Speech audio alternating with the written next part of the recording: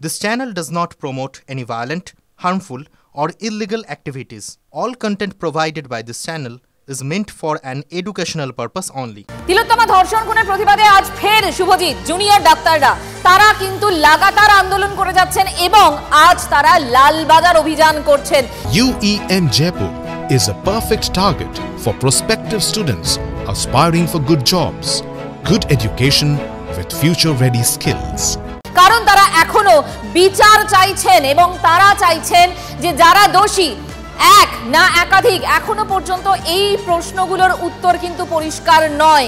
সেখান থেকেই লালবাজার অভিযান আজ তাদের ছবিটা কি তাদের প্রস্তুতি কি তাদের বক্তব্য সবটাই জানবো এই মুহূর্তে। সুশোভন আমাদের সঙ্গে রয়েছেন, আমাদের সহকর্মী। সুশোভন,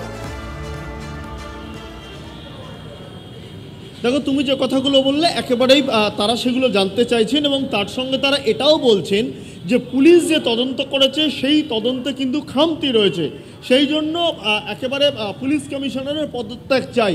অর্থাৎ এই যে পুলিশ কমিশনারের পদত্যাগ চাই এই ব্যানারকে সামনে রেখেই আজকে জুনিয়র ডাক্তাররা তারা কিন্তু কলেজ জমায়েত হবে। তারপর তারা বউবাজারে আসবেন, একবারে বউবাজারের রাস্তা ধরে ফিয়ার্সল্যান্ড ধরে লালবাজার। স্বভাবতই যেহেতু তাদের লালবাজার অভিযান সেই জন্যই কিন্তু যেটা জানা যাচ্ছে যে তাদের হয়তো ফিয়ার্সল্যান্ডে সেখানে আটকে দেওয়া হবে এবং ইতিমধ্যেই পুলিশ কিন্তু চোখে পড়ার মতো, তার কারণ প্রচুর পরিমাণে পুলিশ কিন্তু একেবারে তারা যে রাস্তা দিয়ে যাবেন সেই রাস্তায় কিন্তু মোতায়েন করা হয়েছে। অর্থাৎ তারা যখন মিছিল শুরু করবেন তখন কি তাদের বার্তা হয়, বক্তব্য হয় এবং আগামী কোনো কর্মসূচি টাইমটা কটায় জমায়েত শুরু হবে এবং এই যে মিছিল অভিযান শুরু হবে সেটাই বা কখন?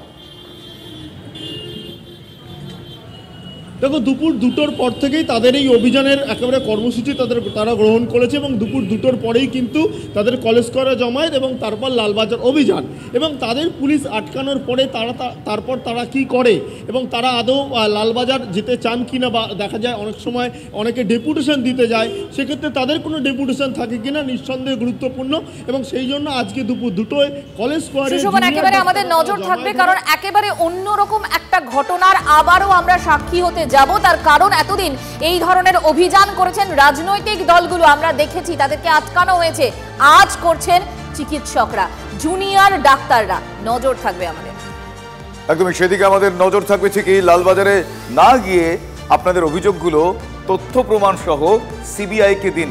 হ্যাঁ, জুনিয়র চিকিৎসকদের লালবাজার অভিযান প্রসঙ্গে ঠিক এভাবেই মন্তব্য করলেন কুণাল ঘোষ। শোনাবো তিনি কি বলছেন। মাননীয় জুনিয়র ডাক্তাররা, আপনাদের যে মূল বিষয়টা, আপনাদের সহযোদ্ধা, আপনাদের সহকর্মী ভয়ঙ্কর মৃত্যু, ওই জায়গাটা আমরা আপনাদের সঙ্গে একমত, কিন্তু তদন্ত সিবিআইতে, মামলা সুপ্রিম কোর্টে, আপনি যাবেন লালবাজার।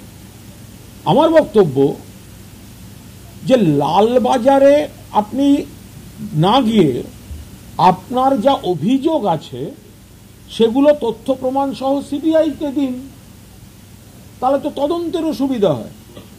আর সবার আগে আপনাদের সব আন্দোলন চলুক, আপনারা দয়া করে আগে কাজে যোগ দিন। কুণাল ঘোষের মন্তব্য আপনাদের শোনালাম।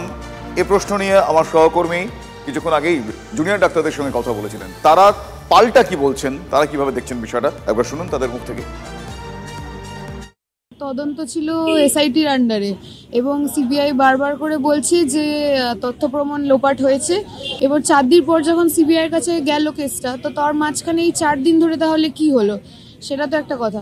প্লাস যখন এখানে যেদিনকে সিবিআইতে মানে কেসটা ট্রান্সফার হলো ওই দিনকেই এখানে একটা মব অ্যাটাক, ভ্যান্ডালিজম এটা হলো।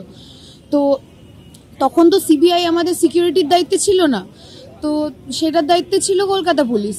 তো তাহলে কলকাতা পুলিশকে সেটার জবাবও তো দিতে হবে।